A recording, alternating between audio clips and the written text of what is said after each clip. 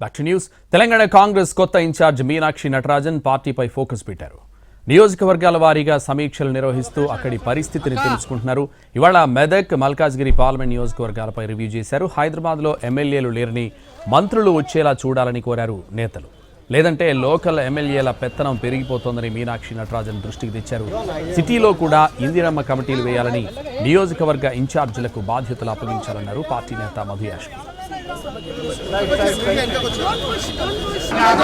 ఇక మెదక్ పార్లమెంట్ నియోజకవర్గ సమావేశంలో పార్టీ నేతలకు మరోసారి క్లాస్ ఇచ్చారు ఇన్ఛార్జ్ మీనాక్షి నటరాజన్. పార్టీ అంతర్గత విషయాలు మీటింగ్లో చెప్పాలి తప్ప గాంధీభవన్ బయట మాట్లాడొద్దని అన్నారు. మంత్రుల తప్పొప్పులు కూడా సమావేశంలోనే ప్రస్తావించాలని చెప్పారు. పార్టీ నేతలు క్రమశిక్షణ తప్పితే చర్యలు తప్పవని హెచ్చరించారు మీనాక్షి నటరాజన్.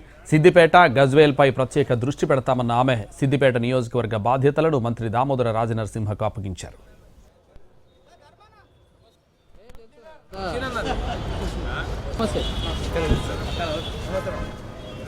పటాన్చెరు ఎమ్మెల్యే గూడెం మహిపాల్ రెడ్డి వ్యవహారాన్ని సమావేశంలో ప్రస్తావించారు కాటా శ్రీనివాస్.